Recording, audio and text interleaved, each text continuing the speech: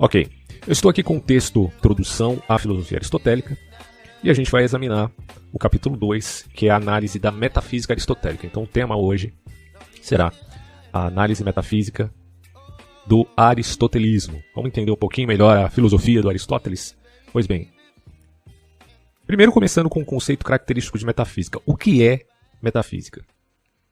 E aí ele vai dizer o seguinte: vamos começar por esclarecer a palavra. Sabe-se que a metafísica não é um termo propriamente aristotélico. Talvez tenha sido cunhado pelos peripatéticos, se não tiver nascido por ocasião da edição das obras de Aristóteles por Andrônico de Rhodes, no século I a.C. Eu sempre pensei que fosse o Andrônico que tivesse cunhado o termo, mas isso pode ter vindo anteriormente, né? Mas não por Aristóteles. Porque o estagirita, Aristóteles é de Estagira, okay? Utilizava a filosofia primeira, era o conceito de metafísica para Aristóteles. Ou filosofia primeira, ou teologia. Então quando você fala de metafísica, você fala de teologia em primeiro lugar, em segundo lugar, ontologia e gnosiologia, tá? Não é só falar além da física, tá, mas especifica. Não. Falar além da física é muito fácil, né? Bom, teologia, algumas pessoas podem perguntar confundindo com a apreensão cristã posterior. Mas calma, aqui a gente está falando de teologia natural, da avaliação do próprio Aristóteles, quanto ao estudo das coisas divinas suprassensíveis. Então sempre que você entende, ou quando você ouve teologia na filosofia clássica, você está se referindo a questões de caráter suprassensível. Então Aristóteles utilizava a filosofia primeira, ou mesmo teologia, em oposição à filosofia segunda, que é a física. Mas o termo metafísica certamente é mais pregnante e tornou-se o preferido da posteridade, sendo definitivamente consagrado. Como veremos, a metafísica aristotélica é, na verdade, a ciência que se ocupa das realidades que estão acima da física, o que está além do material, as realidades, portanto, transfísicas. Mas existem realidades transfísicas? É isso que Aristóteles vem a provar com a sua metafísica. E como tal, se opõe, portanto, segundo Aristóteles, à própria física. Ou se contrasta, digamos assim, é um contraste à física. Por isso foi denominada a metafísica cada tentativa filosófica do pensamento humano de superar o mundo empírico e alcançar um universo meta-empírico, de superar o transitório ou chamando de imanente, de novo, contrastado com o transcendente, que é o que está além do empírico. Tomando como premissa esse esclarecimento de caráter geral, cabe caracterizar de maneira exata os sentidos precisos que Aristóteles concedeu à ciência que ele chamou de filosofia primeira, e que os pósteros denominaram metafísica. Então, são sinônimos, pessoal. Metafísica, filosofia primeira, teologia, na filosofia clássica, todos são sinônimos. Essas definições são, na verdade, 4.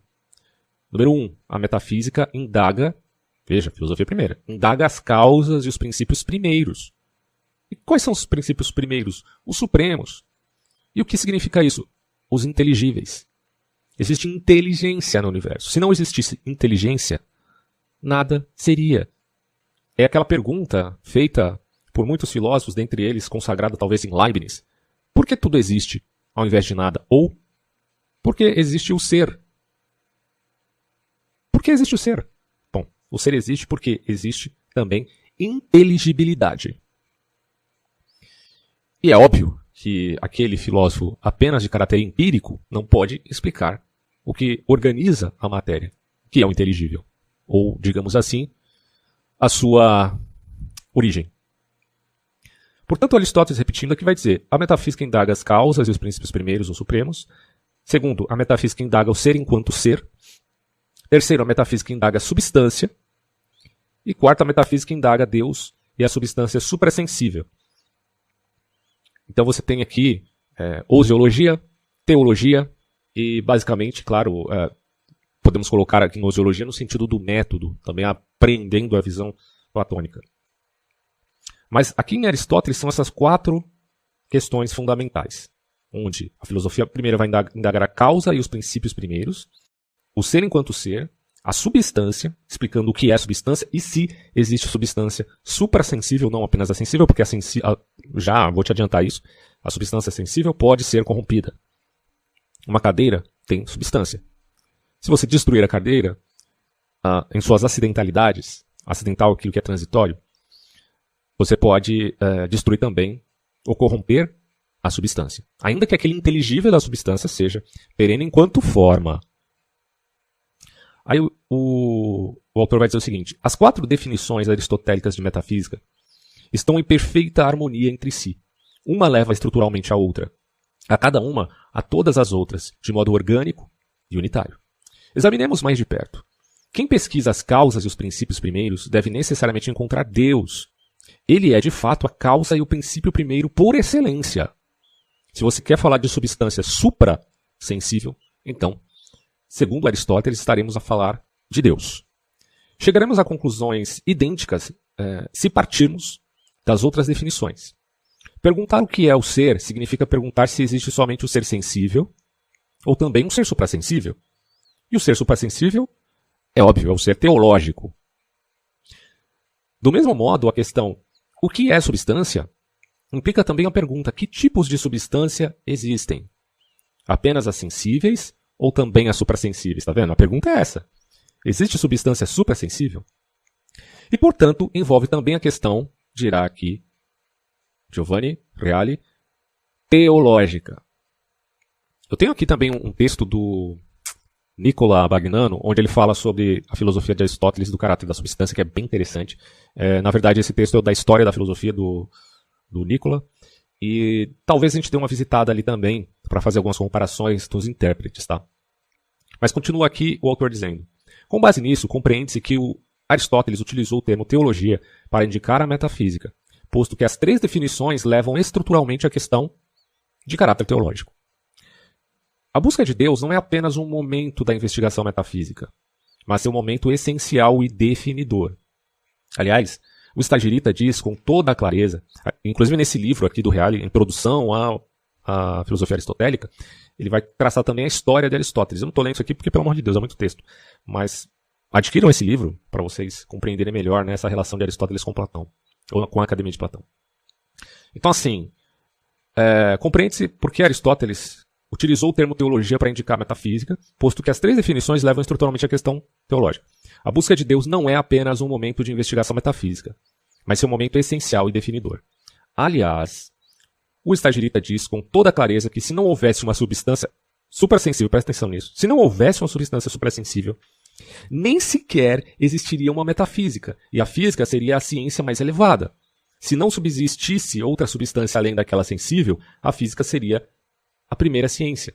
Em outros termos, Aristóteles está dizendo, se não existisse o inteligível, a única coisa que estudaríamos é o empírico.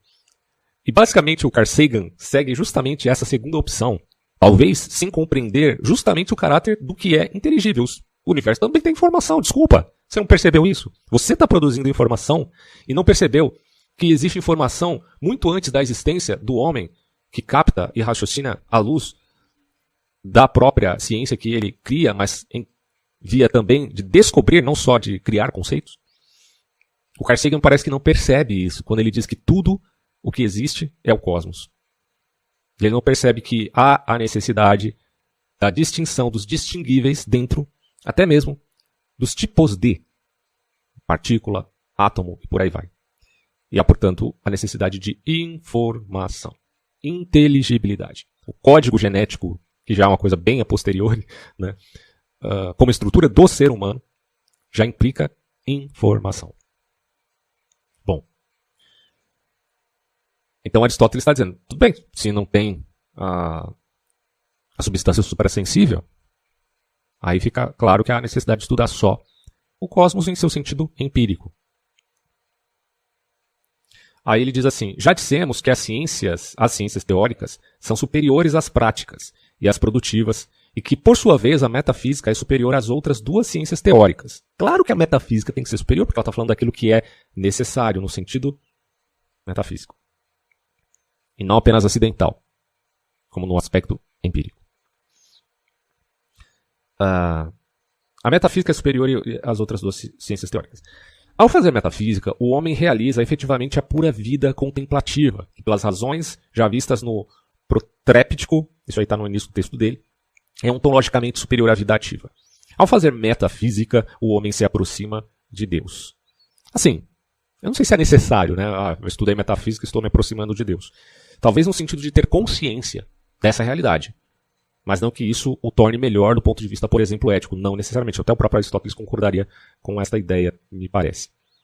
Mas ele diz assim, não somente porque o conhece, no sentido aqui da metafísica, em relação a Deus, mas também porque faz o mesmo que Deus, que é puro conhecimento, como veremos.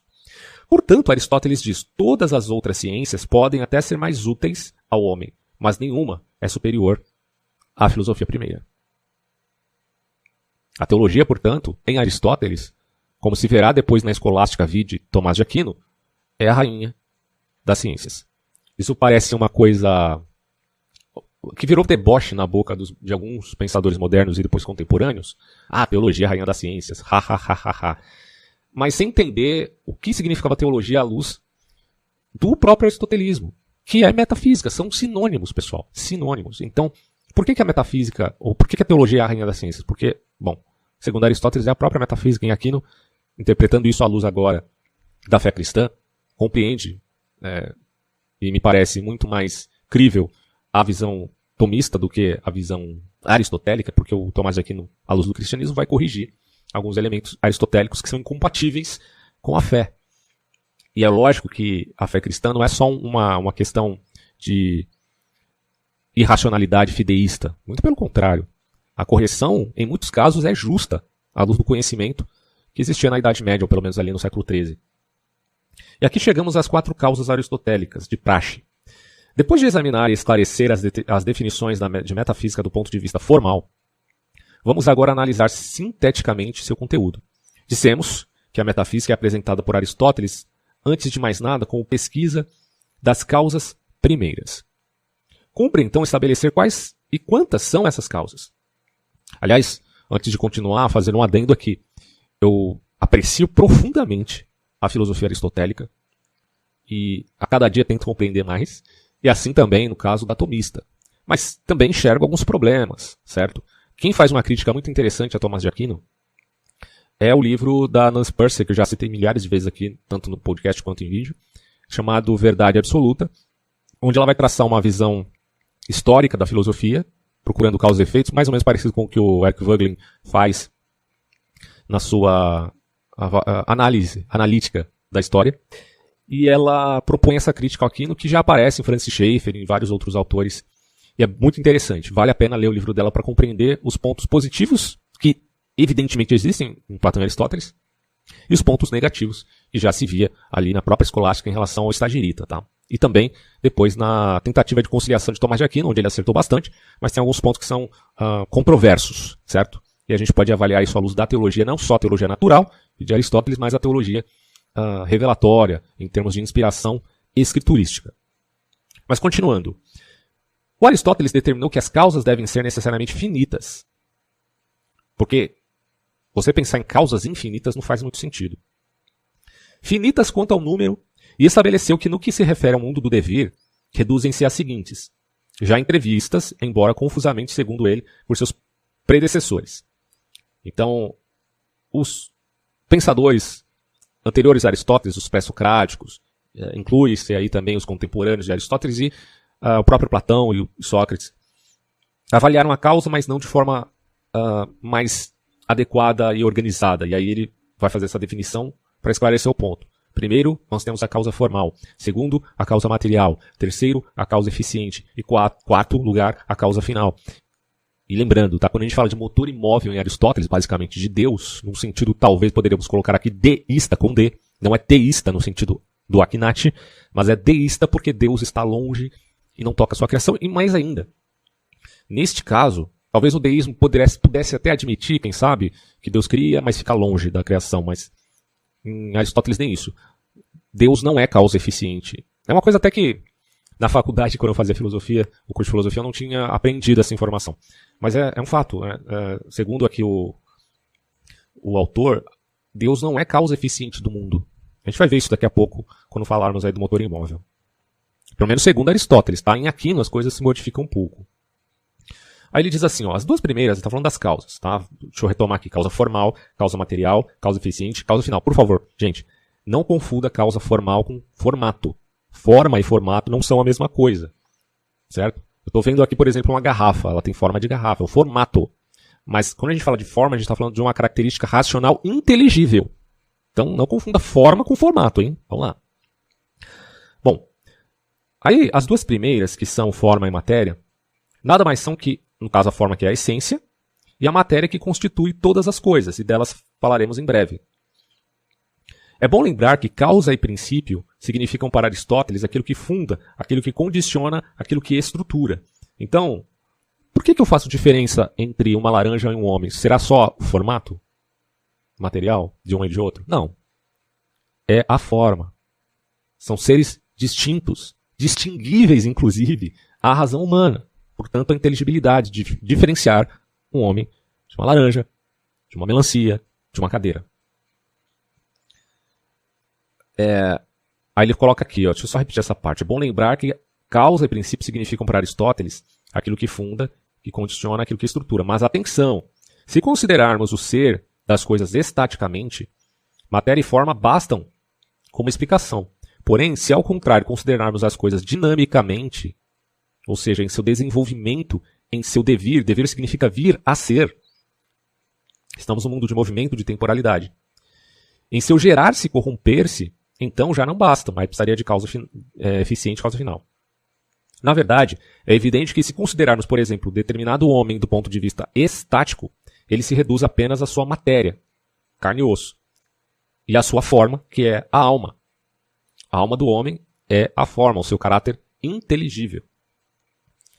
Apesar que Aristóteles falará de intelecto passivo e ativo, e segundo as apreensões aristotélicas, talvez diferenciando-se de Platão, a imortalidade da alma se referiria a este aspecto do intelecto ativo.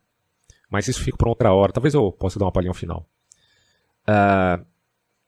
Aí o Reale vai dizer, contudo, se o considerarmos de outro modo e perguntarmos como esse homem nasceu, quem o gerou, por que se desenvolve e cresce? Então, duas outras razões ou causas são necessárias. A causa eficiente, ou motriz, tem a relação do motor. Daí a minha confusão inicialmente quando fazia faculdade. Se é motor imóvel, então Deus é a causa eficiente do mundo. O Reale vai dizer que não, isso é a interpretação do Stagirita. Mas, enfim. Ou seja, o pai que o gerou e a causa final, isto é, o telos. Aí a causa final é a teleológica, não confundir teleológico com teológico. Para quem é velho em filosofia já sabe bem dessa distinção. Agora, para quem é novo, às vezes confunde o teleológico com o teológico. Teológico, pessoal, é metafísica. Teleológico é causa final, tá? Ou, ele vai colocar aqui escopo, para o qual tende a devir o homem. O homem tende a isto, o homem tende a aquilo. É uma tendência. De um caráter da possibilidade, a potência pode se corromper antes de virar ato. Potência tem possibilidade para ir para vários caminhos e um ato, porque ela tende a isto, tende a aquilo outro. Então a causa final não pode ser negada só porque a ciência empírica prevalece no mundo odierno. Não prevalece tanto porque tem muitas aporias, né, no próprio empirismo, como já foi provado durante todas as avaliações aí, históricas do próprio pensamento humano. Aqui teleologia seria a realização da sua essência. Tá? Se o homem tem uma substância, então o aspecto teleológico tem a ver com a realização daquilo que já estava imprimido antes da potência, que é o ato inteligível. Portanto, você tem um ato inteligível, depois você tem a potência, depois você tem a potência se transformando em ato ou não, por conta de possibilidades distintas, onde a própria potência possa se corromper. Por isso, não podemos confundir nem possibilidade com potência, nem potência com ato, porque ato já não está no campo das possibilidades, ele se tornou aquilo. Claro, ele pode se corromper, evidentemente, né, no sentido de substância sensível. Porém, a potência, ela carrega muitas possibilidades também em si, mas ela carrega o telos. Ou seja, por exemplo, ficar bem claro para você. Se uma mulher está grávida, evidentemente estará grávida de um homem. A não ser que seja uma anomalia, né, de uma relação bestial com um animal, que não deve acontecer. Certo? E se ela está grávida de um homem, aquilo que nascerá de seu ventre será uma criança humana. Necessariamente humana. Não tem como nascer ali, gente, um cachorrinho, um urso panda, um leão, um tigre. Vai nascer um ser humano necessariamente. Então tem uma característica teleológica ali. Por isso que eu digo, o nascituro é um homem em potência. Ele se tornará isto Inevitavelmente. Só que ele pode se corromper antes. Se a mulher fizer um aborto, o feto pode morrer. Vai morrer se fizer aborto, na verdade. Se for um aborto natural, espontâneo, ou se for uma intencionalidade, seja da mulher, do homem, ou quem quer que seja, aquele feto morre e ele não se torna o ato, ou seja, um ser humano constituído, nascituro que sai do ventre da sua mãe para o mundo. Uma criança, depois, necessariamente, um adolescente, depois, necessariamente, um adulto, depois, necessariamente, um idoso. Isso vai acontecer necessariamente, e há essa tendência de caráter teleológico que está presente em todas as coisas. É nesse sentido que o Aristóteles está colocando, sem desconsiderar as acidentalidades. Aqui, conhecendo a filosofia aristotélica, eu não vejo onde o Aristóteles desconsidera isso, dizendo a respeito da teleologia, quase como uma falácia naturalista, como muita gente coloca. Eu estava vendo aqui a obra do Rachels, falando sobre ética, e parece que ele confunde muito isso, achando que Aristóteles está cometendo a falácia naturalista. Não vejo dessa forma, tá? Bom, aí ele vai falar aqui, ó, o ser, seus significados e o sentido da fórmula ser enquanto ser. É uma fórmula aristotélica. Dissemos que, além de doutrina das causas, a metafísica é definida por Aristóteles como doutrina do ser, ou também do ser enquanto ser. Vejamos, portanto, o que é o ser. Isso aqui parece muito complexo, mas vamos lá. Ó. O que é o ser e o ser enquanto ser? No contexto da especulação aristotélica, né, a pergunta. Contra os eleatas, que entendiam o ser como único, eleata, a gente está falando de Parmênides. Os seguidores de Parmênides são os eleatas, que entendiam o ser como único. Só existe um ser. Então, isto desemboca naquilo que a gente chama de monismo. Tá? Monismo da forma mais descarada possível. Né? E contra os platônicos, que o viam como realidade transcendente. Então, os platônicos viam o ser como realidade transcendente ou arquétipos. Aristóteles caracteriza o ser da seguinte maneira. Primeiro, o ser exprime originalmente uma multiplicidade de significados. Apesar que a diferença de uno e múltiplo é mais bem especificada no Tomás de Aquino, tá? Mas o próprio Aristóteles já via originalmente uma multiplicidade de significados ou muitas formas de ser, muitos modos de ser. Nem por isso, porém, é um mero homônimo, ou seja, um equívoco. Entre univocidade e equivocidade pura, há uma via intermediária, e o caso do ser está justamente nela. Eis a célebre passagem que Aristóteles enuncia essa doutrina. Deixa eu aumentar a letra aqui. O Aristóteles vai dizer o seguinte. Fala-se ser em múltiplos sentidos, mas sempre em referência a uma unidade e a uma realidade determinada. Não se fala ser por mera homonímia, mas do mesmo modo, como dizemos que é sadio tudo que se refere à saúde, que a conversa que a produz, que é seu sintoma ou que tem condições de recebê-la. Ou do mesmo modo, como dizemos que é médico tudo que se refere à medicina, ou que a possui, ou que é bem disposto para ela por natureza, ou que é obra da medicina. E podemos acrescentar ainda outros exemplos de coisas como essas, que também são ditas. Assim, portanto, fala-se ser em muitos sentidos, mas todos em referência a um só princípio. Essas são as palavras de Aristóteles. Aí o Real vai dizer. Mas vamos deixar por hora a determinação e a identificação deste princípio, prosseguindo na caracterização geral do conceito de ser. Então, o ser exprime originalmente uma multiplicidade. Em segundo lugar, em consequência de tudo o que estabelecemos, o ser não poderá se reduzir a um gênero, e menos ainda a uma espécie. O ser não se reduz a uma espécie. Trata-se, portanto, de um conceito transgenérico, além de transespecífico, ou seja, mais amplo e estendido que o gênero e também que a espécie. Você pode falar do ser humano enquanto espécie. Você vai ampliando essas categorias e generalizando cada vez mais ou especificando cada vez mais. Do ser humano aos animais mamíferos, aos seres vivos e por aí vai. Né? Tem várias cadeias de avaliações nesse sentido. Aliás, a isso, pelo menos em biologia, a gente chama de taxonomia, que seria a classificação dos seres. Só que o que Aristóteles está dizendo é que você não pode reduzir um ser humano à sua espécie. Porque a espécie só existe por conta da existência daquele indivíduo. O que existe, em última instância, portanto, é o indivíduo. O homem, a mulher, o cachorro, o gato, o leão e por aí vai, certo? Em terceiro lugar, vai ser dito aqui o seguinte: se a unidade do ser é uma unidade da espécie, deixa eu só ver essa gravação que às vezes dá problema no microfone, e aí ele passa a gravar com o microfone do celular e não com o microfone profissional que eu tenho em casa. Isso é uma merda que acontece aqui, mas tá tudo certo. Vamos lá, vou te repetir isso aqui. Se a unidade do ser não é uma unidade de espécie nem de gênero, que tipo de unidade é? Qual que é a unidade do ser? O ser exprime significados diversos, mas que tem relação precisa com um princípio idêntico, ou uma realidade idêntica, como bem ilustram os exemplos de sadio e médico no trecho que a gente citou agora há pouco. A realidade idêntica identifica um determinado princípio. Portanto, as várias coisas denominadas ser exprimem sentidos diversos do ser, mas todas elas implicam, ao mesmo tempo, uma referência a algo que é uno, ou mais especificamente, a substância. Então, todas implicam na substância como uno, porém, essa substância se expressa na pluralidade e não na unicidade. É o que Aristóteles afirma com toda clareza na conclusão do trecho mencionado, que é este aqui. Vamos ver as palavras do Aristóteles. Assim, portanto, fala-se ser em muitos sentidos, mas todos em referência a um só princípio, tentando explicar, por exemplo, a multiplicidade ou a pluralidade dos seres.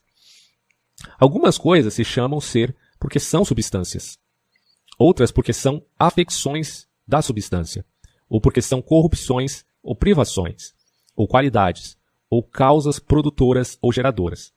Seja da substância, seja daquilo que se refere à substância, ou porque são negações de qualquer uma delas, isto é, da substância. Se dirá depois aqui no próprio autor, explicando o trecho. Portanto, o centro unificador dos sentidos do ser é ousia, que significa substância, tá? É o termo utilizado por Aristóteles e que nós chamamos, como bons latinos que somos, de substância. A unidade deriva dos vários sentidos do ser, porque todos eles têm relação com a substância. Nesse sentido, pode-se dizer que a ontologia aristotélica é fundamentalmente uma ousiologia, estudo da substância. Teologia, ontologia, ousiologia, gnosiologia são, portanto, temas relativos ao que chamamos hoje de metafísica. Daí, a gente se desprender do conceito de metafísica, não existe, segundo Kant, matou a metafísica. Kant tem uma resistência na sua obra Crítica da Razão Pura à própria metafísica, como ele expõe ali de forma clara, principalmente a teologia, mas se você quiser ficar agnóstico como Kant, faça bom proveito. A gente está avaliando aqui Aristóteles inicialmente, vendo as suas próprias razões e percebendo que é diferente das de Kant, evidentemente. E como eu disse, cuidado com essa visão de mundo onde há um progresso, onde a filosofia é como a tecnologia, ela vai progredindo, aumentando, se desenvolvendo. Claro, o pensamento se desenvolve, mas os erros de raciocínio podem ser vistos tanto aqui no século XXI, e aliás, nossa, como nós erramos, tanto na época do Kant, quanto na Idade Média, quanto na Antiguidade. Erro de raciocínio é o que mais existe no mundo. Então, cuidado com essas supostas evoluções. O Kant, ele partiu para um outro caminho. Ele pegou a bifurcação e foi para lá, para a esquerda. Vamos dizer que o Aristóteles passou reto e o Platão foi para a direita. Então cada um foi para uma bifurcação e chegou a conclusões diferentes.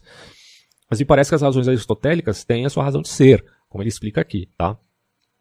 O Reale continua. Tais esclarecimentos servem para alertar o leitor quanto à interpretação da célebre fórmula ser enquanto ser. Essa fórmula não pode ser entendida como um uniforme, abstrato ou unívoco ente de caráter extremamente geral, como muitos creem. Então, o Reale está nos dando aqui um ponto interessante. A fórmula ser enquanto ser não é entendida como algo uniforme, abstrato e unívoco, no sentido de um ente unívoco, ou de uma generalização, como a maioria dos intérpretes, inclusive de Aristóteles, pensa. Mas exprime a própria multiplicidade do significado do ser e a relação que os liga formalmente e que faz, então, no seio das qualidades do ser, vamos colocar assim, da substancialidade do ser, da irredutibilidade do ser, existe uma multiplicidade de coisas. Tá? Já no ser, não como uma generalização, mas como definições inteligíveis. Então o ser, pelo menos é a minha interpretação, tá? Então o ser enquanto ser significa substância e tudo aquilo que de múltiplas maneiras se refere à substância. A substância pode ser identificada, ou a substância tem muitos modos de ser. Em todo caso, fica evidente que para Aristóteles a forma ser enquanto ser perde qualquer significado fora do contexto do discurso sobre a multiplicidade dos significados do ser. Tem que haver uma multiplicidade de significados do ser para entender o que ele é. Quem atribui a ela o sentido de ser generalíssimo ou de puro ser, aquém e acima das múltiplas determinações do ser, cai vítima do arcaico modo de pensar de quem? Dos eleatas, que são os parmenídicos, né? E trai completamente o significado da reforma aristotélica. Então, pessoal, o Aristóteles tentou resolver o problema do ser, que ele viu não respondido de maneira eficaz em Platão, porque Platão já tenta fazer um parricídio, já que Parmênides era o pai do Platão, entre aspas, né? Pai intelectual, vocês estão entendendo, né? E tem lá a obra do Platão, Parmênides, onde Sócrates mesmo tem uma dificuldade para lidar com esse argumento do ser unívoco. Mas aqui o Aristóteles tenta resolver deste modo, tá? Como a gente acabou de ver. O ser tem muitos modos, uma variedade que já está embutida nele mesmo, né? Na sua inteligibilidade. E ele não é uma generalização abstrata, como alguns pensam, tentando interpretar inclusive o próprio Aristóteles. E aí a gente vai ter a tábua aristotélica dos significados do ser e o seu sentido. Vai dizer assim, ó, se não me engano, que essas são as categorias, vamos ver. Depois de estabelecido o conceito de ser e o princípio da originária e estrutural multiplicidade dos sentidos de ser, no caráter, veja, originário, vamos examinar agora quantos e quais são esses sentidos. Aristóteles esboça uma tábua precisa dos significados do ser. Fala-se ser, de um lado, no sentido de acidente, ou seja, como ser acidental ou casual. Por exemplo, quando dizemos o homem é músico, estamos indicando um caso de acidentalidade, tá? Na verdade, ser músico não exprime a essência do homem enquanto tal, mas apenas aquilo que pode acontecer de o homem ser. O homem pode ser músico, mas ele pode ser também um esportista, ele pode ser um construtor e por aí vai. E nesse sentido, um puro acaso, um mero acidente. Tá? Em segundo lugar, oposto ao ser acidental é o ser por si. Se você tem um acidente de um lado, você tem o ser por si do outro, contrastando um ao outro. Isso não indica o que é por outro, como o ser acidental, mas o que é ser por si, ou seja, essencialmente. O ser, ele pode ser essencialmente e ser acidentalmente.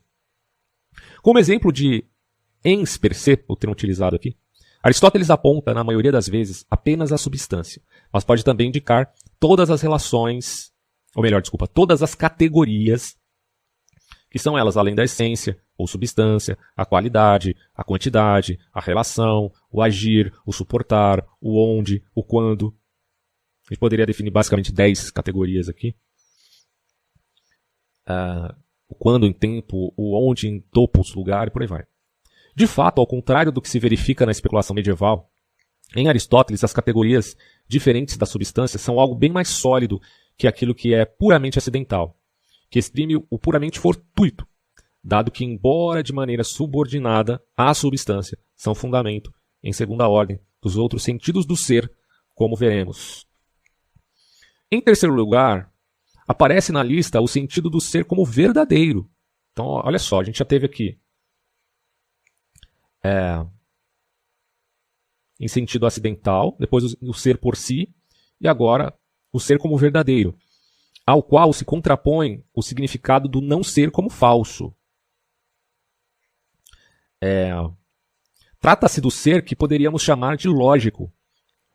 O ser como verdadeiro indica o ser do juízo verdadeiro, enquanto não ser como falso indica o ser do juízo falso. Este é um ser puramente mental, que só tem substância na razão e na mente que pensa. Isso aqui é o ser verdadeiro no sentido analítico, tá? Vamos colocar assim como sendo lógico. E em quarto lugar, e último, né, vem o sentido do ser como potência e como ato. Dizemos, por exemplo, que é vidente tanto aquele que tem a potência de ver, isto é, que pode ver, mas está momentaneamente, digamos, de olhos fechados. Eu posso ver, mas se eu fechar os olhos, eu vejo em potência, porque quando eu abro aí eu torno isto um ato. Quanto àquele que vê em ato, né, ele completa. De forma análoga, dizemos também que está em ato uma estátua já esculpida e que está em potência o bloco de mármore que o artífice esculpe. Nesse mesmo sentido, dizemos que é trigo o broto de trigo, pois que é trigo em potência, e que a espiga madura é trigo em ato. O ser, segundo a potência, e a potência é que implica esse aspecto da causa final, teleológica, tá? O ser segundo a potência e segundo o ato, esclarece Aristóteles, se estende a todos os sentidos já mencionados do ser. Pode existir um ser acidental em potência ou em ato. Olha aí, ó. Interessante, né? Pode também existir um ser acidental em potência ou em ato. Pode haver o ser do juízo verdadeiro ou falso também em potência e ato. E, sobretudo, pode haver potência em ato, e um ato segundo cada uma das diversas categorias. E aí fica a pergunta para vocês, onde, nesses 4 modos de ser aqui, expostos pelo Giovanni Reale, onde estão as categorias? No ser por si, certo? No segundo aspecto. Vamos agora a especificações e acerca dos 4 sentidos de ser. Deixa eu só ver quantos minutos eu tenho aqui. Tá, vamos lá. Os 4 sentidos do ser, na realidade, são 4 grupos. Não são só unívocos, são 4 grupos de sentidos. Cada um deles reagrupa depois sentidos semelhantes, mas não idênticos. Ou seja, não unívocos, mas análogos. As diferentes categorias não expressam sentido idêntico, ou sentidos idênticos, ou unívocos do ser. O ser expressa em cada figura da categoria, constitui um sentido diverso daquele que cada uma das outras. Portanto, a expressão o ser segundo as figuras das categorias designa tanto sentidos diversos do ser quanto são seres. Aristóteles diz expressamente que o ser não pertence às diversas categorias do mesmo modo e no mesmo grau. O predica-se de todas as categorias, porém não do mesmo modo, mas de modo primário da substância e de modo derivado das outras categorias. E aí é um trecho do próprio Aristóteles falando aqui. É preciso dizer que as categorias são seres apenas por homonímia. Então, são caracterizados de modo idêntico de ser, mas com significados diferentes. Então, é nesse sentido que ele está colocando homonímia aqui. Ou que são seres apenas quando se acrescenta ou se retira de ser determinada qualificação, determinada qualidade. Como, por exemplo, ou predicado, não entendamos, quando se diz que também o não cognoscível é cognoscível. Com efeito, está correto afirmar que se diz que as categorias são ser não em sentido equívoco, nem em sentido unívoco. Não é unívoco, como o Reale apontou lá em cima. Mas diz-se que elas são ser do mesmo modo que a palavra médico, cujos diversos sentidos implicam referências a uma só e mesma coisa. E nem por isso são puros homônimos. Médico designa um corpo, uma operação ou um instrumento, não por homonímia ou sinonímia, mas em virtude das referências a uma só coisa. Aqui ficou claro para vocês que a sinonimia é fazendo contraste à homonímia, né? O Reale continua. Essa última realidade é obviamente a substância. Como se pode ver, aquilo que vale em geral para os diversos significados do ser vale depois, em particular, para as categorias. As demais categorias são ser apenas em relação à primeira, e em virtude dela. Mas então perguntaríamos, além da unidade que é própria de todos os significados do ser, qual o vínculo específico que reúne as diversas figuras de categorias naquele grupo único que é justamente o grupo das categorias? A resposta é a seguinte: as figuras das categorias expressam os significados primeiros e fundamentais do ser. São as distinções originárias em que se apoia necessariamente a distinção dos significados posteriores. As categorias representam, portanto, os significados em que o ser se divide originalmente. São as divisões supremas do ser, ou, como também diz Aristóteles, os gêneros supremos do ser. Nesse sentido, é fácil compreender porque Aristóteles inclui nas categorias o grupo dos significados do ser por si, justamente porque se trata dos significados originários. Eu sei que isso inicialmente é complexo, mas há necessidade da gente tratar a coisa com uma forma mais detalhada mesmo. E aí ele diz, a potência e o ato também representam dois significados diversos do ser. A potência é chamada abertamente de não ser em relação ao ato. Interessante isso, né? Então a potência seria um não ser em relação ao ato. Pois é não ser em ato. Mas o não ser, aí eu poderia dizer o não ser, possibilidade diferente do não ser em ato, potência, em relação ao ato propriamente dito. Bom, e aí fala assim, posto que uma é ser potencial ainda não realizado, e o outro é ser atual e realizado. Ou podemos dizer efetivado. Mas é importante sublinhar que mesmo tomados singularmente, eles têm múltiplos significados, tantos quantos forem as categorias. Uma coisa é a potência segundo a substância. Outra é a potência segundo a qualidade.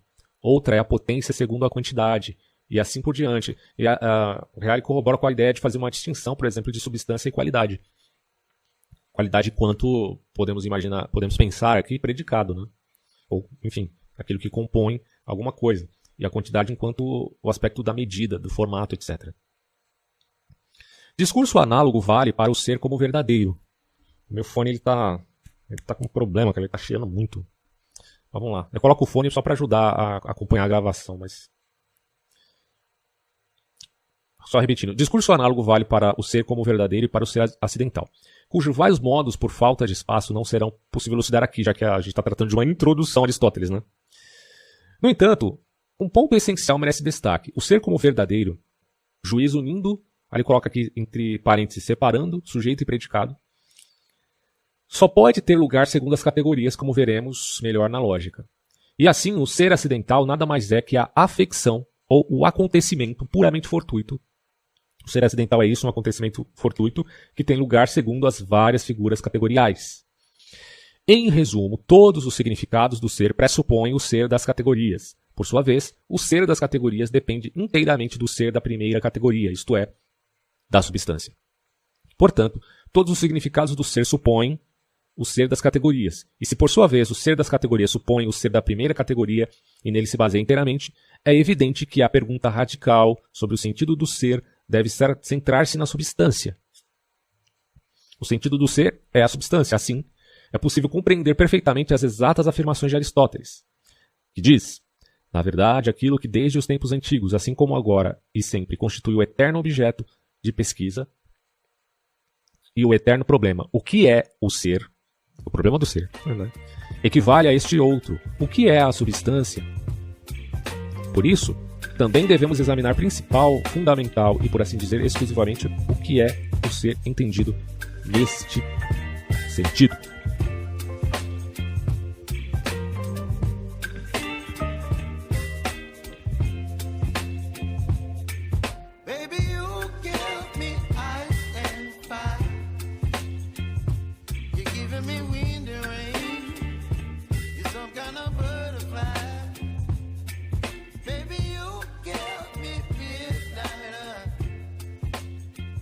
O sentido último do ser é revelado pelo sentido da substância, ousia.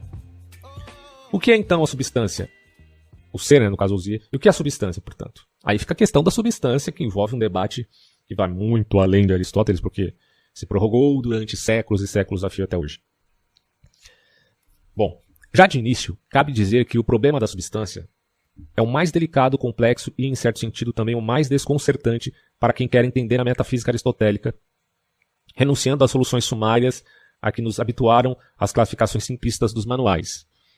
E realmente, né, quando a gente vai estudar filosofia na faculdade, você tem sempre a tentação de se valer apenas dos manuais genéricos e acaba simplificando demais uma ideia que é profundamente complexa. Aliás, o elemento da profundidade, da verticalidade de uma ideia faz frente à horizontalidade da mesma. Muitas vezes a gente conhece por exemplo, eu conheço a filosofia aristotélica no sentido horizontal, dos manuais. Mas, tá, beleza, mas você conhece ela no sentido vertical, profundo, no sentido heraclitiano, né, que fazia essa ênfase de dizer precisamos conhecer com profundidade e não com horizontalidade? Conhecer Aristóteles nesses termos é bem mais difícil, né? E é o que, bom, aqui eu só estou trazendo uma introdução, porque para se aprofundar nesse aspecto, o próprio Reale está dizendo, não é fácil. E ele diz ainda, antes de mais nada, é preciso esclarecer que a questão geral da substância envolve dois problemas essenciais estreitamente ligados, um dos quais se desenvolve em duas direções diferentes. As soluções que os predecessores de Aristóteles deram para a questão da substância eram totalmente antitéticas. Alguns viram na matéria sensível a única substância. Só que Platão, ao contrário, localizou a verdadeira substância nos entes supersensíveis, naquilo que vem antes da potência. Você tem que ter o inteligível antes da potência. É uma coisa óbvia até. Bom, enquanto a convicção comum parecia enxergar nas coisas concretas a verdadeira substância, então Platão pensou diferente. Mas eis que Aristóteles enfrenta a questão estruturando-a de maneira exemplar. Depois de ter reduzido o problema ontológico geral a seu núcleo central, ou seja, a questão da ousia, como a gente acabou de ver, ele afirma com toda clareza que o ponto de chegada está em determinar quais substâncias existem. Tá, admitamos a substância. Quais existem? Se apenas as sensíveis, como querem os naturalistas, ou também as suprassensíveis, como querem os platônicos. Aí você fala, mas a ciência empírica da revolução científica já não definiu que não tem essa coisa de pensar o ser, ou ficar perdendo tempo com a ousiologia, ontologia, ousiologia. A gente já não superou isso. Não, amigão, ninguém superou nada. Isso aí só foi colocado de lado. Varreu para debaixo do tapete, mas ninguém superou absolutamente nada. Estou dizendo para você, o inteligível tem que existir antes do potencial. Bom, então assim, só repetindo, né? Depois de ter reduzido o problema ontológico geral ao núcleo central, a questão da ousia, ele afirma com toda clareza que o ponto de chegada está em determinar quais substâncias existem. Se apenas as sensíveis ou também as suprassensíveis. Sensíveis em relação aos naturalistas, suprassensíveis em relação aos platônicos. Aí o Reale já coloca uma exclamação aqui. Atenção! Este é o problema dos problemas e a questão das questões. Question última. A pergunta por excelência da metafísica aristotélica e de toda a metafísica em geral. Existem apenas substâncias sensíveis ou também as substâncias inteligíveis no sentido platônico? Bom. Para resolver esse problema específico, Aristóteles quis primeiro solucionar outra questão, que é a seguinte. Tá, você não perguntar isso, mas antes de tudo vamos perguntar também. O que é a substância? E aí? Eis, portanto, outro problema da ousiologia aristotélica. O que é a substância em geral? É a matéria? É a forma? É o composto? São os três. Quando eu falo composto é símbolo, tá? Entre matéria e forma você tem a intersecção do composto. Esse problema geral deve ser resolvido antes do outro, por correção metodológica.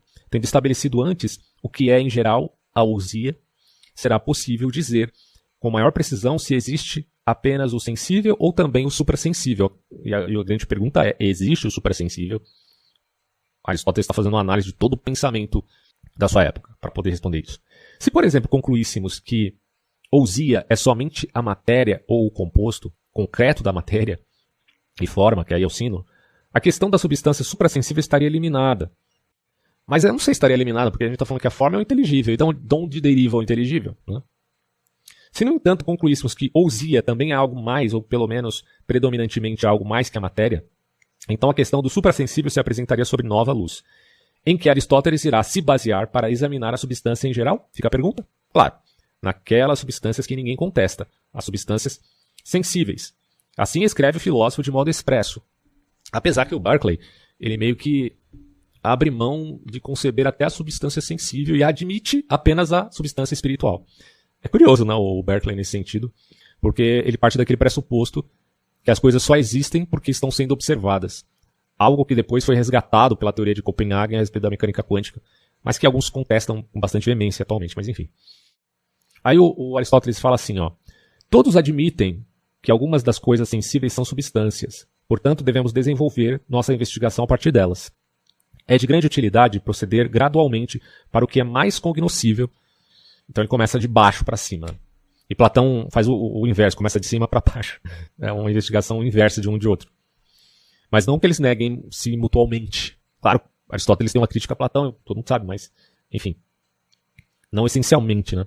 Na verdade, todos chegam ao saber dessa forma, partindo das coisas menos cognoscíveis por natureza, as coisas sensíveis, em direção àquelas mais cognoscíveis por natureza, que são as inteligíveis. Então, você parte do natural para o inteligível para fazer uma espécie de engenharia reversa, digamos assim. A substância em geral e as notas definidoras do conceito de substância. Vamos lá. O Reale vai dizer, mas vamos afinal à pergunta, o que é ousia em geral? O que é a substância, podemos dizer assim, em geral? Tudo o que foi dito antes deve ter preparado o leitor para a resposta aristotélica ao problema em questão. O Estagirita, Aristóteles, diz que por substância, ousia, podem ser entendidos os diversos títulos. Número 1, forma. Número 2, matéria também. Número 3, sínulo, ou composto de matéria e forma. Então, nesses 3 casos, tirar Aristóteles, se pode entender substância. Com isso, Aristóteles reconhecia em cada um de seus predecessores uma parte de razão, seja do naturalista, que só vê substância na matéria, seja de Platão, que vê substância na forma, e seja Aristóteles, que vê no sínulo. E apontava que o erro foi a unilateralidade e a exclusão. O erro aqui, segundo Aristóteles, é o naturalista se esquiva de que existe substância na forma. Inteligível. Platão se esquiva dizendo que não existe substância na matéria, mas ela existe. Até, podemos dizer, em via do sínulo. Tal. O problema desses caras, vai dizer Aristóteles, é a unilateralidade e a exclusão de um outro aspecto. E aí o Reale vai tentar resumir isso da seguinte maneira. Ó. Substância é, num sentido, a forma. Forma, segundo Aristóteles, é a íntima natureza das coisas. Íntima como uma coisa essencial. O que é, ou a essência delas. Tá? Entende? Então, forma como a essência das coisas. A forma ou essência do homem, por exemplo, é a sua alma. Por isso que um robô não pode ser como um homem, né? Certo? Ou seja, aquilo que faz dele um ser vivente, porém também racional. A forma ou essência do animal é a alma sensitiva. A da planta, a alma vegetativa. Aí você tem os modos da psicologia. Você tem a alma vegetativa, a alma sensitiva e racional, humana. E ainda, a essência do círculo é o que faz com que ele tenha aquela determinada figura, com aquelas determinadas qualidades. Aliás, mesmo que o homem tenha alguma dificuldade cognitiva por conta de um problema crônico ou de uma doença de nascimento, ainda assim ele terá substância enquanto ser humano. Mas por conta da possibilidade que implicou corrupção na potência, ele não alcança o estágio do ato, mas ele continua tendo uma substância, uma alma humana. Por exemplo, pessoas que nascem com defeito cerebral, anencéfalo, etc. e tal. Essas pessoas são seres humanos e têm alma humana. Ponto. Por quê? Porque tem a potência, ainda que isso não tenha se tornado ato por um problema específico de corrupção da substância sensível. Certo? Fique claro isso para vocês. Em segundo lugar, o Hale vai dizer aqui, ó. Contudo, se a alma racional não conformasse um corpo, não haveria um homem. E se a alma sensitiva não conformasse certa matéria, não teríamos um animal. E se a alma vegetativa não conformasse outra matéria, não teríamos a planta, as plantas, no plural. E o mesmo vale, e de modo ainda mais evidente, para todos os objetos produzidos pela atividade da arte. Se a essência ou a forma da mesa não se realizasse, a arte ele fala técnica, né? Não se realizasse na madeira, ela não teria qualquer concretude. E o mesmo deve se repetir em todos os casos. Nesse sentido, também a matéria é fundamental para a constituição das coisas, e, portanto, ela pode ser denominada, pelo menos dentro desses limites, substância das coisas, mas dentro dos seus próprios limites, porque a matéria necessita forma. Por outro lado, é evidente que tais limites são bem definidos. De fato, se não houvesse a forma, a matéria seria indeterminada, e não bastaria para constituir as coisas. E, não sei se vocês perceberam, mas a mecânica quântica, dentro de todos os experimentos que já foram feitos e os cálculos matemáticos já produzidos, comprova que a matéria, em seu estágio mais ínfimo, nas partículas subatômicas, ela é o quê? Indeterminada. Indeterminada. Não determinada. Pois é, né? Pois é. Bom, em terceiro lugar, com base no que foi dito, aí consideremos aqui o terceiro significado, também fica perfeitamente claro. O sínulo é a união concreta de forma e matéria, tá? Repetindo. Todas as coisas concretas nada mais são que sínulos de forma e matéria. A gente está falando de todas as coisas concretas, os materiais. Portanto, todas as coisas sensíveis, sem distinção, podem ser consideradas em sua forma, em sua matéria e no conjunto de forma e matéria, e são substância ousia a título diverso, no sentido de que vimos tanto a forma quanto a matéria e o sínulo. Desenvolvendo o problema da substância em geral e em uma segunda direção, Aristóteles também tentou determinar quais são esses títulos com base nos quais alguma coisa tem o direito de ser considerada substância. Nos textos, essa segunda direção nem sempre se distingue explicitamente da primeira, e muitas vezes se entrelaça a elas de várias maneiras. Contudo, é essencial distingui-las para entender em profundidade o pensamento aristotélico. O Stagirita parece estabelecer que as características definidoras da substância são 5. Então, substância é o que não é inerente a outra coisa, nem predicado de outra coisa. Portanto, é objeto de inerência e predicação. Então, a substância é objeto de qualidade. Mas ela não é redutível. Segundo lugar, aquilo que pode subsistir por si ou separadamente do resto, autonomamente. Inclusive, a corrupção ou morte de um determinado ser. Seja a cadeira destruída, seja um ser humano. No caso da cadeira é o inteligível, no caso do ser humano a alma, tem uma outra composição de substancial. Não é a mesma cadeira, óbvio. Mas aí vale a polarização de interpretações a respeito de Aristóteles. Muitos vão admitir que a alma permanece em Aristóteles, outros vão dizer que ela perece. Mas aí tem aquela coisa, repito, intelecto ativo, passivo, intelecto passivo perece, o ativo não. Aí é muitos intérpretes para pouco Aristóteles, né? Então, aquilo que pode subsistir por si separadamente do resto é a segunda opção. A terceira opção é aquilo que é algo de determinado. Não é um universo abstrato. Portanto, tem um aspecto determinístico ali na forma. Quarto lugar, o que tem uma unidade intrínseca. E não é mero agregado de partes não organizadas. Apesar que Aristóteles ele fala contra a ideia de harmonia, né, no sentido de que isso represente uma gestalt, no sentido de a soma das partes gera algo maior do que a soma dela. E não podemos achar que o ser é um produto. Sem considerar, assim, não podemos achar que a substância seja um produto a posteriori, tá? No sentido de emergencialidade, por exemplo. Se pensarmos isso, é no sentido do sínulo, que é a junção entre matéria e forma, a intersecção. Porém, a forma propriamente dita deve estar presente antes, evidentemente, dessa emergencialidade. E, em quinto lugar, o que é ato ou em ato, não puramente em potência. Ora, a matéria não tem o primeiro atributo da substancialidade. Então a matéria não tem aqui a qualidade, tá? Porque, olha só, o que não é inerente ou a outra coisa, nem predicado de uma outra coisa. No caso é a matéria. Então a matéria, ela não tem esse primeiro atributo da substancialidade, portanto só é substância de maneira muito imprópria. A matéria é substância? Ficou a pergunta para muitos aristotélicos. Mas de maneira muito imprópria. A forma e o sínulo, ao contrário, possuem todas as características da substancialidade, embora essas 5 características, tá, que a gente citou aqui, embora de modos diferentes. Então, meus amigos, qual será a substância por excelência? Do ponto de vista empírico, substância por excelência parece ser um indivíduo concreto, ou seja, o sínulo. No entanto, do ponto de vista metafísico, a substância primeira é, resumindo tudo, a própria forma.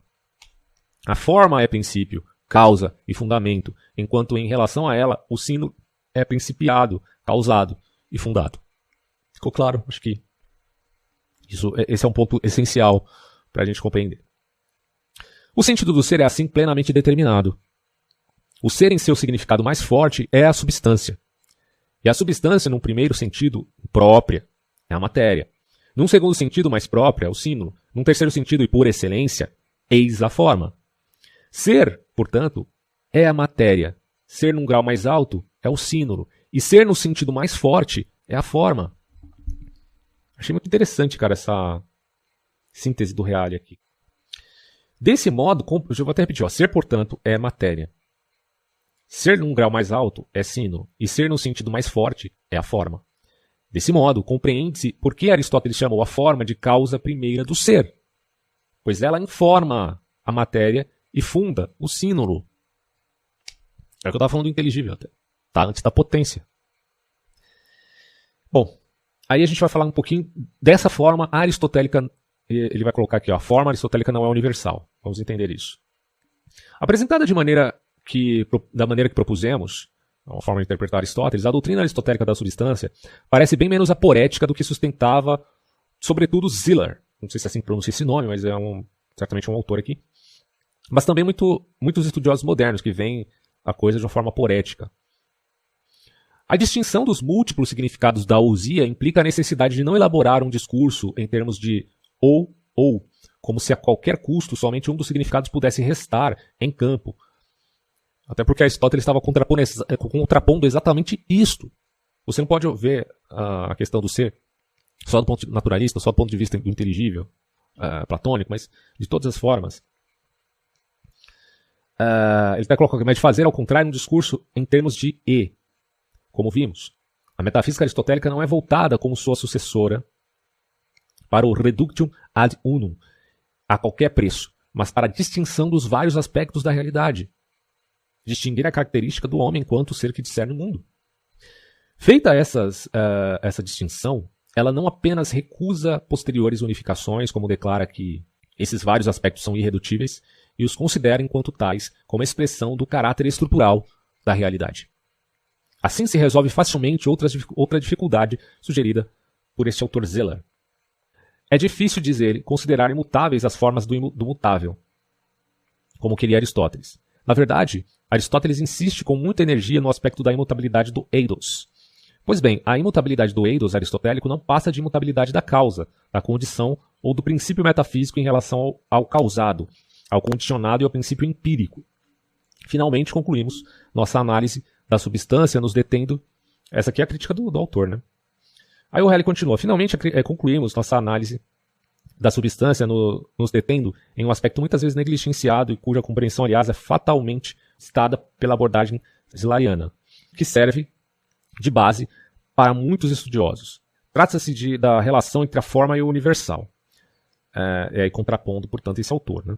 Aristóteles demonstra, como acabamos de ver, que matéria, forma e símbolo apresentam requisitos que os qualificam como ousia, enquanto universal, que os platônicos elevam à categoria de substância, por excelência, não tem absolutamente qualificação alguma para ser considerado substância, pois não responde a nenhum dos requisitos que são próprios da substancialidade.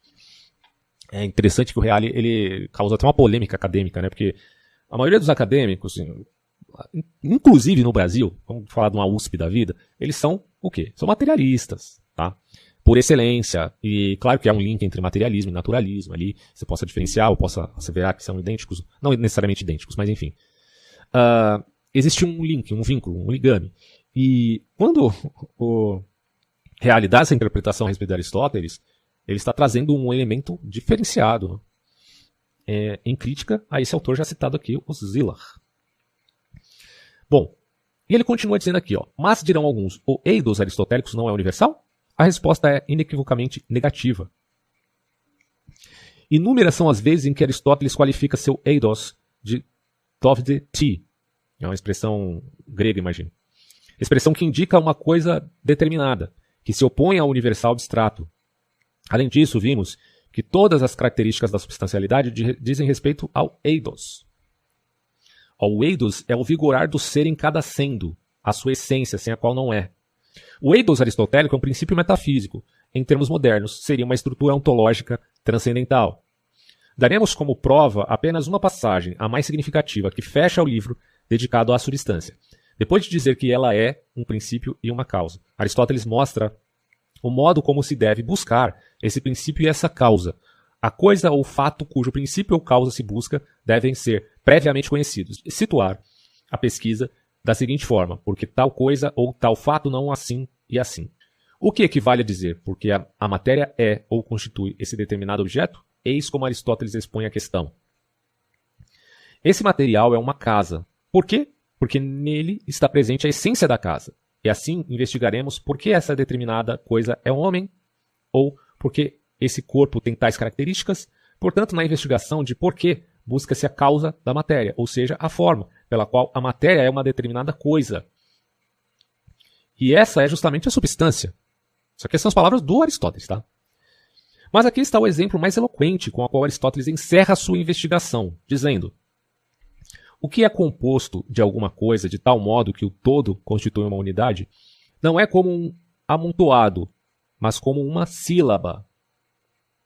A sílaba não é apenas as letras de que é formada, nem BA é idêntico a B e A. Olha só, hein?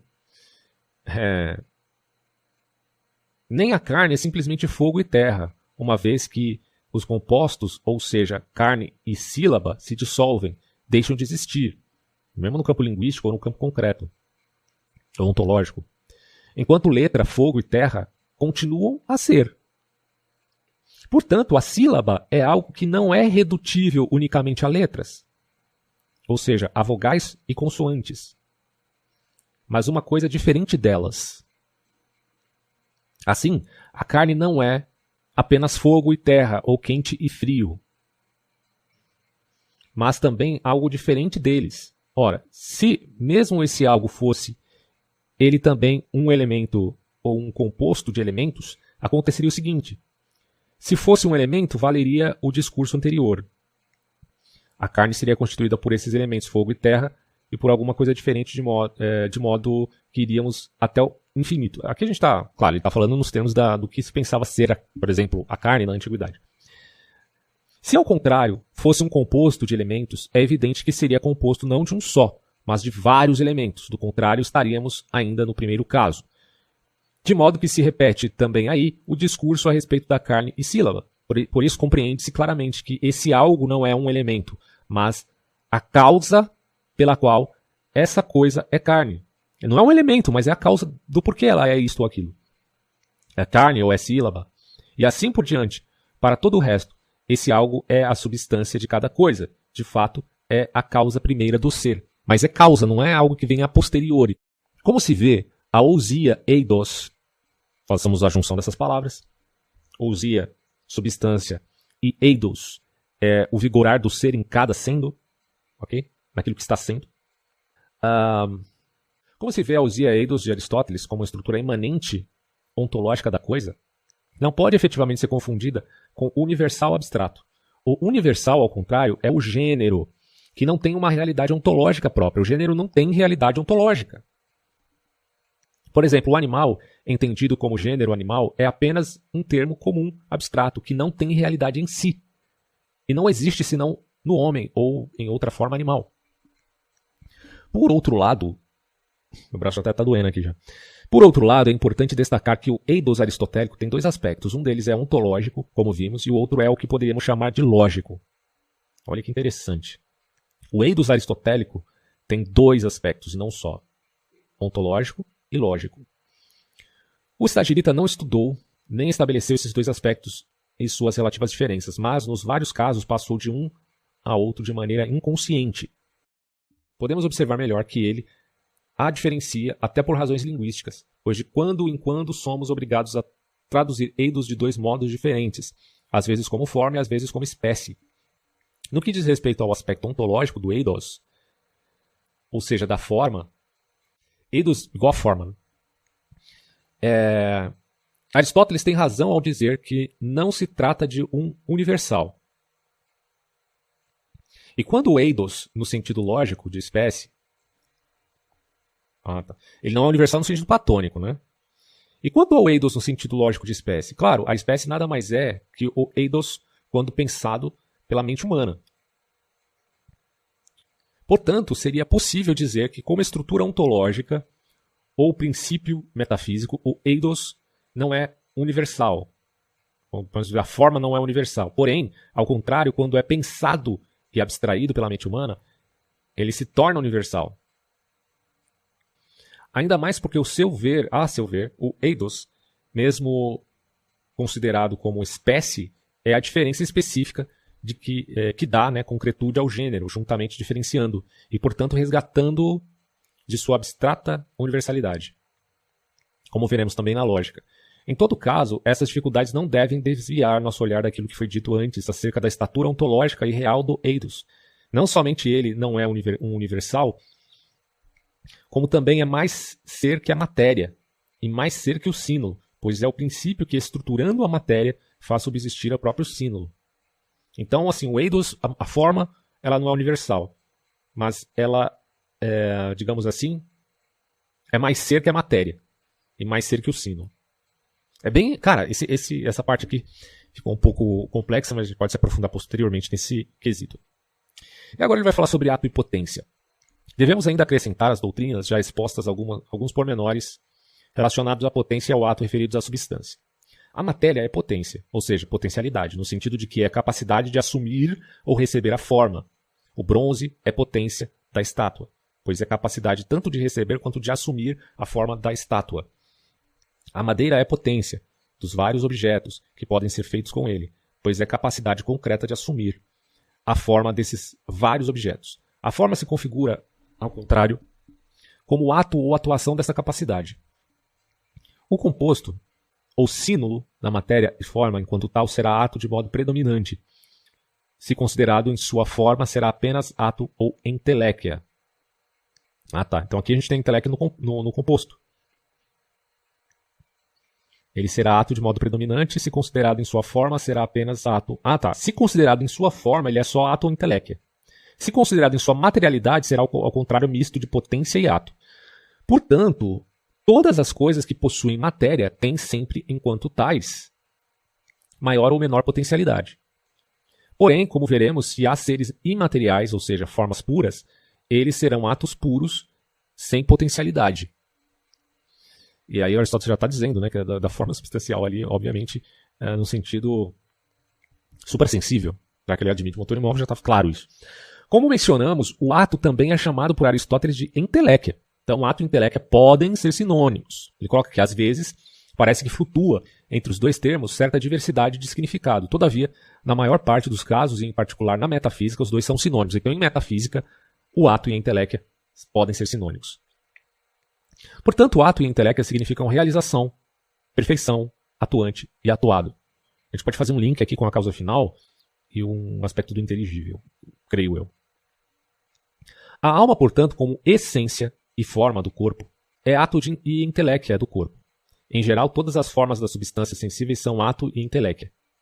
Deus, como veremos, será entelequia pura. Deus é entelequia pura e assim também, também as outras inteligências motrizes das esferas celestes, além do motor primeiro. Consideramos assim, não é?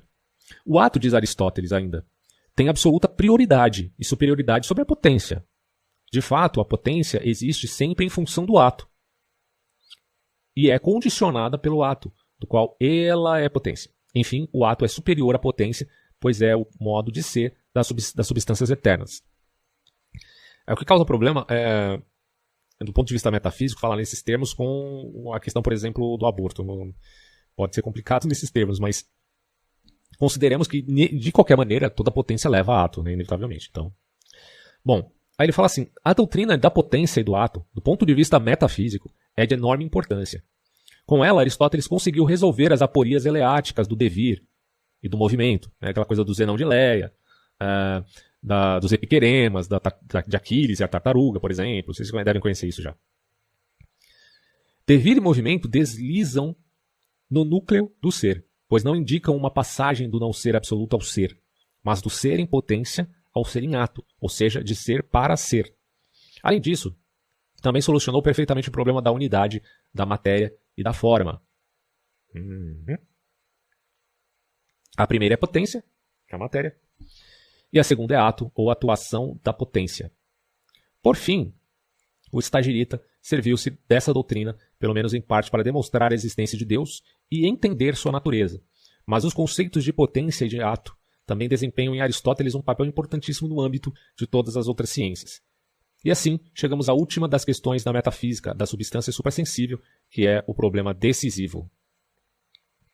Vamos lá. Aqui a gente tem então a demonstração da existência da substância suprassensível. Há substâncias suprassensíveis ou só substâncias sensíveis? Ainda aquela pergunta. Aristóteles tentou responder com precisão a essa pergunta, pois é o ponto que achava importante corrigir em Platão. Eis de que maneira se demonstra a existência do suprassensível. As substâncias são as realidades primeiras, no sentido de que todos os outros modos de ser, como já vimos amplamente, dependem delas. Portanto, por isso que ela é chamada de substrato. Portanto, se todas as substâncias fossem corruptíveis, absolutamente nada haveria de incorruptível. Certo? Mas, diz Aristóteles, o tempo e o movimento, pelo menos se a gente pega esses exemplos dele aqui, né, seriam incorruptíveis. Há controvérsias, tá? No sentido de que o tempo seja ou não incorruptível, mas tome nota de que se o tempo é corruptível, como se tem na noção, por exemplo, de singularidade e de Big Bang, tá, a existência do universo juntamente com espaço e tempo e espaço, você poderia pensar que o tempo é corruptível. Agora, se houver essa constatação, você já de imediato está se referindo a algo que não é, pois, corruptível, que é a coisa necessária. E, portanto, ainda que se contraria Aristóteles na ideia de que o tempo é eterno, você ainda assim já está de antemão admitindo o fato de que existe algo efetivamente eterno, no sentido de um tempo diferente deste que possamos chamar aqui cronológico. Mas Aristóteles está partindo desse exemplo. O tempo e o movimento, sem dúvida, são incorruptíveis, segundo ele. O tempo não foi gerado nem será corrompido, segundo o que ele está dizendo. Tá? Quem faz um contraponto a Aristóteles nesses termos é o William Lane Craig. Ele faz um contraponto a Aristóteles muito bom nessa questão a respeito da temporalidade eterna, apesar que o próprio Aristóteles é contra a ideia de uma espacialidade eterna. Isso aí já é um absurdo por si só. Mas não quanto referente à temporalidade, e nesses termos é que o William Lane Craig faz aí um contraponto ao Estagirita, certo? Bom, vamos lá. Agora não sei onde que eu parei aqui. O tempo, então vamos lá, voltando. O tempo não foi gerado nem será corrompido. Em momento anterior à geração do tempo deve ter existido um antes, e após a destruição do tempo deverá existir um depois. Claro, nesse raciocínio aristotélico você poderia fazer uma distinção qualitativa de tempos, ou de eras, ou de momentos, bom, enfim. Ora, antes e depois nada mais são que tempo. Em outros termos, pelas razões vistas, sempre há tempo antes ou depois de qualquer suposto início ou fim do tempo. Portanto, o tempo é eterno, nesses termos. O mesmo raciocínio vale para o movimento, pois para Aristóteles o tempo nada mais é que uma determinação do próprio movimento. Portanto, não há tempo sem movimento. A eternidade do primeiro postula a eternidade do segundo. No entanto, em que condições pode subsistir um movimento e um tempo eterno? Fica a pergunta. O Estagirita responde com base nos princípios que havia estabelecido pelo estudo das condições do movimento na física. Somente quando subsiste um princípio primeiro, que dele seja causa. Porém, para ser causa do movimento, como deve ser tal princípio? Em primeiro lugar, diz Aristóteles, o princípio deve ser eterno. Se eterno é o movimento, eterna deve ser sua causa. Mas o movimento eterno com uma causa eterna. Parece estranho isso, né? Mas, sim, lembrei. Tem um detalhe aqui. A causa que Aristóteles se refere, do motor imóvel, ou ato puro, ou Deus, segundo Aristóteles, não é causa eficiente, como eu falei no começo. Então, aí valeria a palavra do Aristóteles aqui, né? Que vale sim dizer que o princípio deve ser eterno se eterno é o movimento. Eterna deve ser sua causa, tá? Em outras palavras, para ser capaz de explicar o movimento eterno, a causa só pode ser eterna, sem que com isso se diga causa eficiente, porque aí o tempo não seria eterno. Sacou? Aí fica uma visão mais tomista, em correção a Aristóteles, podemos dizer. Em segundo lugar, o princípio deve ser imóvel. Na verdade, somente o imóvel é causa absoluta do móvel. Na física aristotélica, se demonstra esse aspecto com rigor. Aí tem mas a física aristotélica foi superada. Calma, os princípios nem todos foram superados, muito pelo contrário. Então vamos lá, o Aristóteles demonstrou com rigor esse aspecto de sua física. Tudo que está em movimento é movido por algo outro. Se esse algo, por sua vez, for movido, será movido ainda por outro algo. Mas para explicar cada movimento é preciso buscar apoio em um princípio que de per si não se mova depois, pelo menos em relação ao que move. Seria absurdo pensar em recuar em motor ao infinito, ou um retrocesso ao infinito, pois um processo ao infinito é impensável nesses casos, no sentido de que ele é completamente absurdo em termos puramente lógicos ou, enfim, concebíveis ao raciocínio adequado. Ora, se assim é, não apenas deve haver motores relativamente móveis, dos quais procedem os movimentos singulares, como também a fortiori, um princípio absolutamente primeiro e absolutamente imóvel, do qual precede o movimento de todo o universo.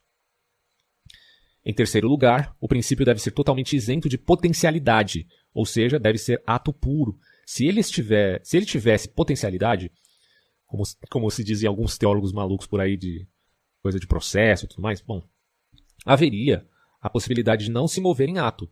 Mas isso é absurdo, pois nesse caso não haveria um movimento eterno dos céus. Isto é, um movimento sempre em ato. Para concluir, como há um movimento eterno, é necessário que haja um princípio eterno que o produza. E é necessário que esse princípio seja, primeiro, eterno. Se aquilo que ele causa é eterno, ele tem que ser eterno, é óbvio. Tá? Se aquilo que ele causa é temporal, não implica ainda que ele seja temporal também, mas pelo contrário, ele pode ser necessário também. Aí seria causa eficiente, mas aqui Aristóteles, repito, está falando de causa final. Eterno se aquilo que ele causa é eterno. Imóvel se a causa absolutamente primeira do móvel é o imóvel. Ato puro se o movimento que causa está sempre em ato. Esse princípio é um motor imóvel, justamente a substância suprassensível que buscávamos. Mas como o primeiro motor pode mover e permanecer absolutamente imóvel, no âmbito das coisas que conhecemos, há algo que saiba mover sem mover a si mesmo? Fica a pergunta. Aristóteles responde indicando o exemplo de coisas como o objeto do desejo e da inteligência. O objeto do desejo é aquilo que é belo e bom. Ora, o belo e o bom atraem a vontade do homem sem que eles mesmos se movam.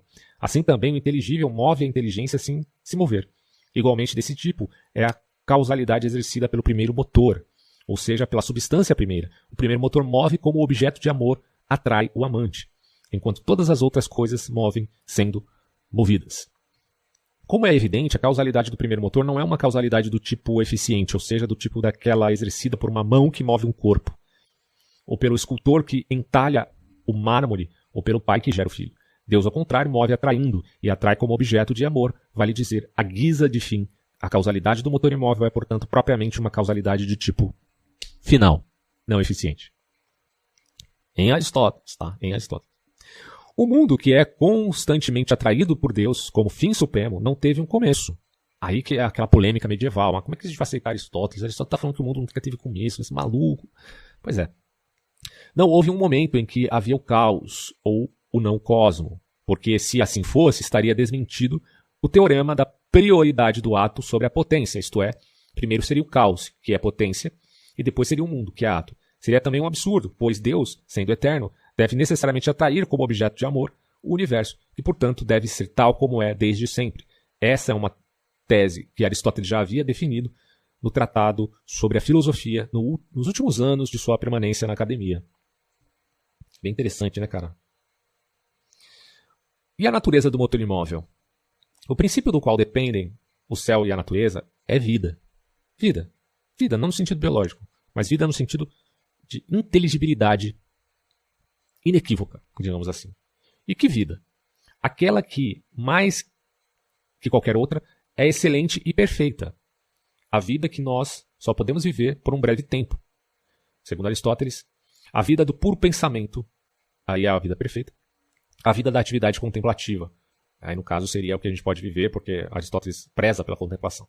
Eis o trecho estupendo em que Aristóteles, fato extremamente raro para ele, se comove e no qual sua linguagem é quase poesia, canto e celebração. Aqui a gente tem um Aristóteles que é um pouco mais sensível, como o Reale falou, é uma coisa bem rara isso, e ele diz assim: desse princípio dependem o céu e a natureza, e seu modo de viver é o mais excelente.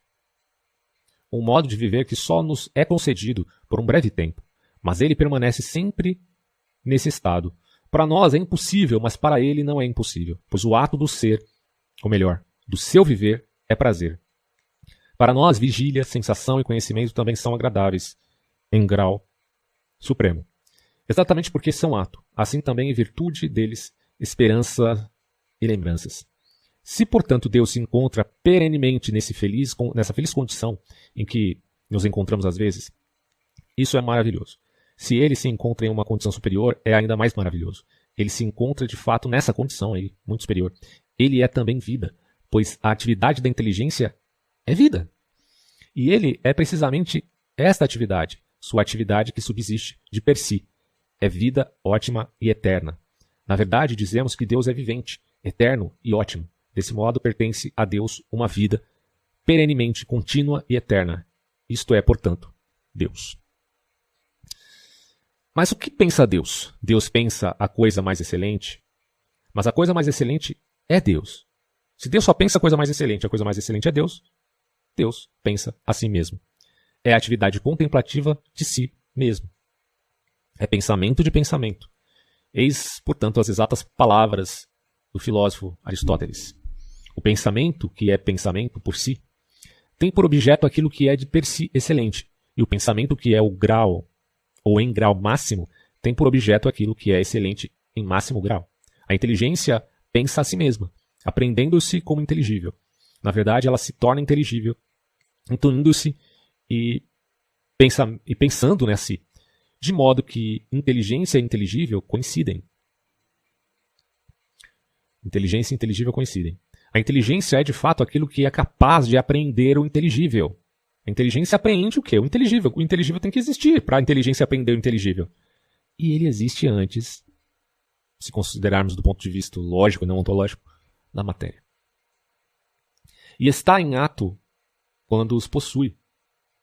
Vamos repetir. A inteligência é, de fato, aquilo que é capaz de apreender o inteligível e a substância, que é inteligível. E está em ato quando os possui.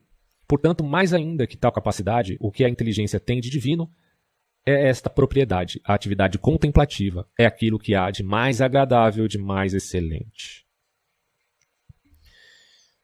E ainda, se a inteligência divina é aquilo que há de mais excelente, ela pensa a si mesma. E seu pensamento é pensamento de pensamento.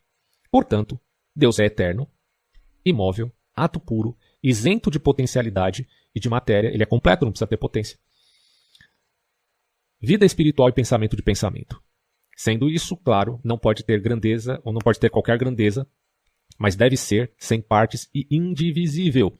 Se Deus é sem partes e indivisível, podemos dizer, ele é simpliciter, como diria os escolásticos. Ele não é feito de átomos, né? Vocês já sabem disso, espero que saibam, Deus não é feito de átomos, tá? Ademais, deve-se ser impassível e inalterável. Portanto, chamar de motor, não quero que vocês com isso pensem no motor de carros, né? Espero que não, né? Vamos lá. Cuidado com o excesso de analogia aí. Deus é eterno. Ponto. E aí a gente chega à unidade e multiplicidade do divino. Aristóteles pensou, porém, que Deus não era suficiente para explicar o movimento de todas as esferas que, segundo ele, formavam o céu. Deus move diretamente o primeiro móvel. O céu das estrelas fixas. A gente pode pensar o primeiro céu. Mas entre essas esferas e a Terra, há muitas outras esferas concêntricas de grandezas decrescentes e encerradas umas nas outras. O que move essas esferas? Bom, poderia haver duas respostas. Ou elas se movem pelo movimento derivado do primeiro céu, que se transmite mecanicamente de uma esfera a outra. Na tradição judaica, o primeiro céu, na verdade, é o terceiro céu, né? Curioso isso. Porque no caso, Paulo, quando ele foi arrebatado à glória, ele viu o terceiro céu, que era uma linguagem judaica, que já existia na apocalíptica judaica, todo mundo sabe disso, mas quando ele viu, de fato, ele chamou isso de terceiro céu. E ao que parece, no ponto de vista aqui da filosofia clássica, ele está colocando como primeiro céu, esta apreensão. Mas aí, enfim, as duas possibilidades, né? Ou elas se movem pelo movimento derivado do primeiro céu, que se transmite mecanicamente de uma esfera a outra, ou por outras substâncias suprassensíveis, imóveis e eternas que se movem de modo análogo ao do primeiro motor. E claro que Aristóteles, a gente já sabe, ele escolheu a segunda opção. A primeira não poderia se enquadrar na concepção de diversidade dos vários movimentos das inúmeras esferas, que segundo as visões da astronomia da época, eram diferentes e não uniformes. Portanto, por causa disso, não haveria modo de explicar como o movimento do primeiro céu gerava diferentes movimentos, nem como o poder de atração de um só motor gerava movimentos circulares rotativos em direção oposta. Essas são as razões pelas quais Aristóteles introduziu então a multiplicidade dos motores entre aspas, claro, pensados como substâncias suprassensíveis capazes de mover de modo análogo ao de Deus, ou seja, como causas finais relativamente a esferas singulares. Não sei, parece meio um remendo, né? Mas, enfim, é o que pensava Aristóteles à luz do conhecimento que ele tinha à época. Então, com base nos cálculos dos astrônomos Galípolo e Eudoxo, com algumas correções que julgou necessárias, o Aristóteles estabeleceu que eram 55 as esferas, admitindo, porém, a possibilidade de que fossem 47. Quantas fossem as esferas, tanto seriam as substâncias imóveis e eternas que produzem seus movimentos. Deus, ou o primeiro motor, portanto, move diretamente a primeira esfera, e apenas indiretamente as demais. As outras 55 substâncias suprassensíveis movem as outras 55 esferas. Seria essa uma forma de politeísmo? Fica a pergunta. Bom, para Aristóteles, assim como para Platão e para os gregos em geral, o divino designa uma ampla esfera na qual, a títulos diversos, se incluem múltiplas e diferentes realidades. Já para os fisiologistas, o divino incluía estruturalmente muitos entes. O mesmo vale para Platão. Divinas são para Platão as ideias do bem e do belo. E, em geral, todas as ideias. Divino é o demiurgo, divinas são as almas, divinos são os astros, e divino é o mundo. De maneira análoga, para Aristóteles, divino é o motor imóvel. Divinas são as substâncias imóveis e supersensíveis que movem os céus divinos. São astros, estrelas, esferas, almas de esferas e astros, e divina é também a alma intelectiva dos homens. Divino, em suma, é tudo aquilo que é eterno e incorruptível. Então, quando você fala desse termo divino ou divindade, inclusive da tradição grega propriamente dita, ou indo-europeia, você está falando de um aspecto incorruptível. E se no antigo Israel, ou entre os hebreus, existia o enoteísmo, um Deus superior, que é Deus, propriamente dito, e as deidades que lutam entre si, ou às vezes querem se revoltar contra Deus, Deus sempre os coloca no lugar, porque ele é superior. E há um tipo de monoteísmo. E as divindades, então, antigas, chamadas de deuses, acabam se tornando, no cristianismo, no judaísmo já acontece isso, seres angelicais, que em Aquino, interpretando Aristóteles, será mais ou menos isso. Os outros motores serão como seres angelicais, superiores, e, claro, também entidades maléficas. Bom, então, assim, os gregos não sentiam a antítese, unidade, multiplicidade do divino. Portanto, não por acaso, a questão jamais havia sido formulada nesses termos. Mesmo partindo da premissa de que, dada a forma mentis dos gregos, a existência de 55 substâncias suprassensíveis, além da primeira, ou seja, além do motor imóvel, devia parecer bem menos estranha que para nós. Cabe reconhecer que é inegável a tentativa de unificação por parte de Aristóteles. Antes de mais nada, ele só denominou explicitamente Deus em sentido forte, que é o primeiro motor, tá? Esse é o sentido forte. No mesmo lugar em que está exposto a doutrina da pluralidade dos motores aristotélicos, reitera a unicidade do motor primeiro, Deus em sentido próprio e verdadeiro. E dessa unicidade deduz a unicidade do mundo. O 12º livro da Metafísica, como se sabe, termina com a solene afirmação de que as coisas não querem ser mal governadas por uma multiplicidade de princípios.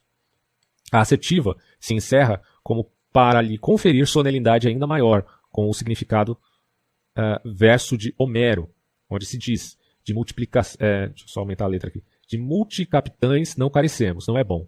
Que um rei, um só, nos comande e encabece. É mais ou menos aquele mesmo princípio enoteísta já mencionado aqui. Diante disso, claro que Aristóteles não poderia deixar de conceber as outras substâncias imóveis que movem as esferas celestes singulares como hierarquicamente inferiores, ao primeiro motor imóvel. Sua hierarquia vem a ser a mesma que a das ordens das esferas que movem os astros. Por isso, todas as 55 substâncias são inferiores ao primeiro motor. E depois, hierarquizadas umas em relação às outras. Isso implica, ou melhor, explica, né? Isso explica perfeitamente como elas podem ser substâncias individuais diversas entre si. São formas puras e materiais, uma inferior à outra. Contudo, de certa maneira, elas são deuses inferiores, podemos dizer assim, divindades. Seres espirituais, na linguagem cristã. No entanto, o Stagirita deixou completamente inexplicada a precisa relação existente entre Deus e as substâncias. Isso ele não explica. E também entre as substâncias e as esferas que elas movem. A Idade Média transformaria as substâncias nas famosas inteligências angélicas, motrizes, mas só conseguiu operar a transformação em virtude do conceito de criação. E aí a criação implica, pelo menos penso eu, numa causa eficiente, não só final. Né? Deus e o mundo, vamos lá. Última parte aqui do nosso vídeo. Dirá o Reale, Deus, ao falar em Deus estamos nos referindo ao primeiro motor, segundo Aristóteles. Como vimos, pensa e contempla a si mesmo. Ele pensa também o mundo e os homens que estão no mundo. Na verdade ele está perguntando, desculpa.